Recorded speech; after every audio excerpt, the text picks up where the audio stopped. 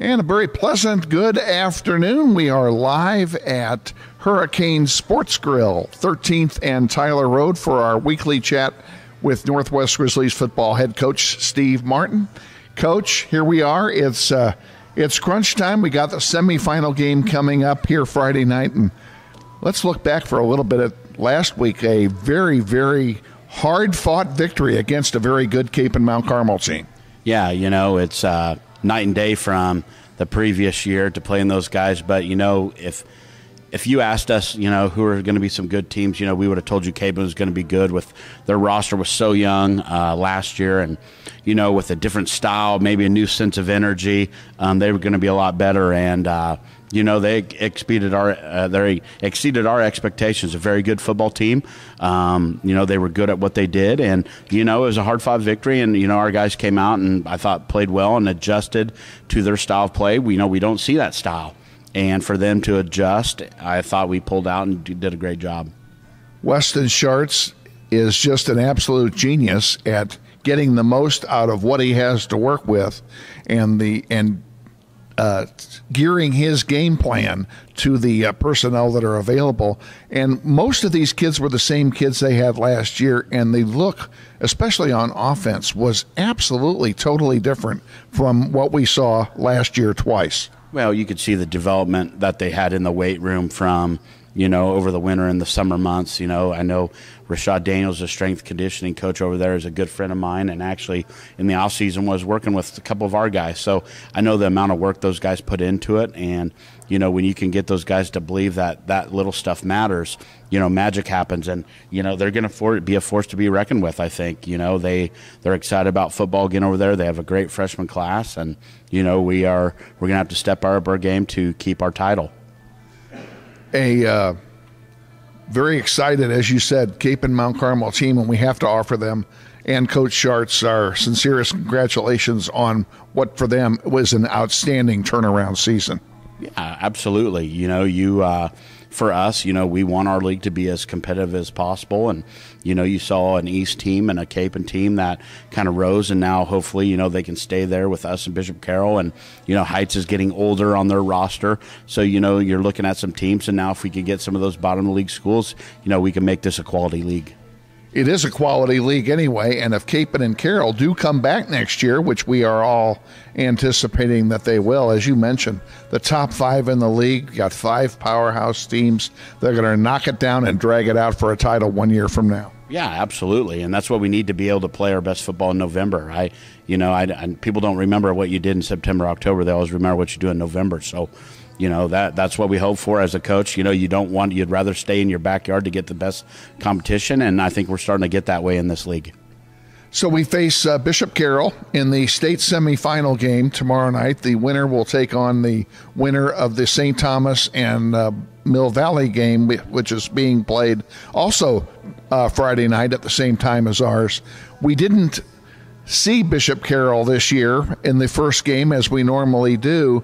And usually by the time we're playing them in November, we've already played them once.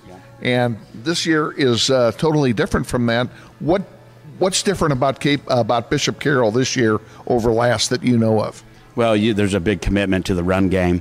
Usually game one for us and them is a feel-out period to where, we're both trying to feel each other out, but there'll be none of that. The filling out is going to happen in about the first quarter, and then after that the gloves are off. But what you see is a reliance on the running game in the past more than they've had in the past couple years with, last year with the emergence of Hunter Trail coming in as a tough running back. And then this year, the Needens, the quarterback, is really involved in the running game. And so, they're doing this offense by committee. They're going to be very good. And this is the best offensive coaching job we've seen from Bishop Carroll in the years. They are manufacturing a lot of things, and it happens with those guys calling the plays. Coach Mann's the offense coordinator there, and Coach Trail are doing a great job preparing those guys. And then, on the vice versa, you've witnessed, Carroll going back to what made them successful in the late 90s and early 2000s with a multiple look defense and just being aggressive. And so, that's the things that you're seeing out of Bishop Carroll right now.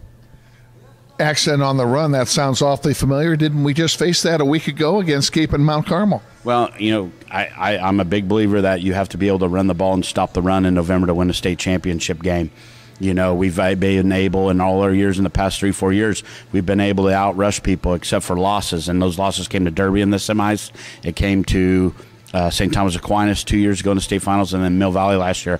Those 3 games in the past 3 years are the only games we've gotten outrushed. And so that has been the message to our team this week as we prepare is that, we have to be great against the run because, in November, you never know. Right now, you were looking outside and the wind's blowing and howling.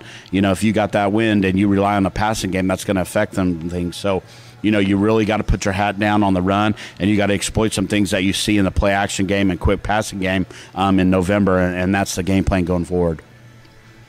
We always ask about injuries, and I'm going to do it again. Let's talk about the players that have been out for a while and who anybody new that might be out as well. Well, no, we actually got Jalen Martin. We got great news. Jalen Martin's back in the starting lineup this week. He's been running live routes for 3 weeks. Just finally got cleared Monday. He looks really great. Brought a new energy to the offense. We'll be able to add some more wrinkles that we had with him in there, having more healthy wide receivers. And last week you saw Jacob Youngman back in the lineup. So, we're getting back to full strength.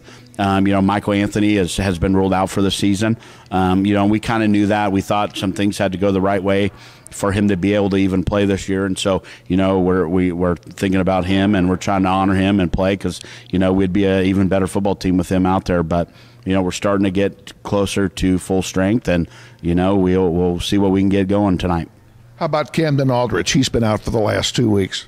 Yeah, Camden, where it's precautionary, that's an ACL sprain. He's got a wrestling season coming up where, it's in his best interest right now that he needs to keep off of it and do some things. So, and Jaden Wheeler the other night, we thought was a calf. He's got a strain, MCL. So, where he's kind of questionable tomorrow. But, Camden will probably out this season as well with Michael. So, you lose one and you get one kind of right now, and that's the way it is in November.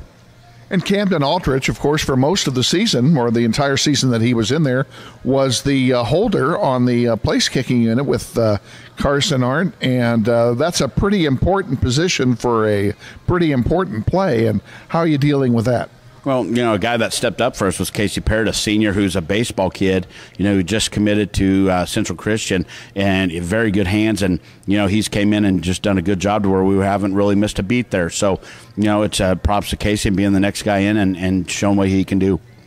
And to just talk about how important that special teams unit is, I still think that the play of the game offensively last week was Carson Arndt's field goal as time expired in the first half to give Northwest the lead for good. Oh, no, absolutely. We saw that we had 16 seconds left on the clock when Capen gave us the ball, so we wanted to take 2 quick shots to get the ball within field goal range, and we did, and we actually had time to throw another shot in the end zone and barely missed the touchdown. And for Carson to hit that wind in that 15-mile-per-hour wind in his face, it was a 32-yarder. That's a tough kick for a high school kid, and he nailed it. And I thought that was big momentum going in half because then we got the ball and we started to exert our will in the second half. And the crowd erupted when the referees raised their arms to signal that field goal was good because it was such a big play, and then he kind of capped it again with a field goal in the third quarter. Yep, no, his accuracy has been something that we've been hanging our hat on the past 3 years, and he'll be another senior that we'll be sad to see him go because you never know where that replacement's going to come from again. Well, we'll worry about that when the time comes. In the meantime, you've got Bishop Carroll Friday night right here at Northwest High, and we wish you all the best of luck in the state semifinal game. Yeah, thank you, guys. It's going to be a fun one.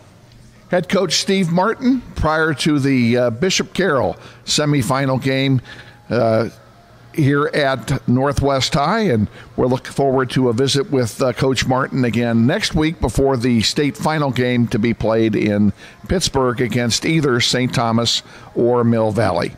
This is Wichita Northwest Grizzlies football.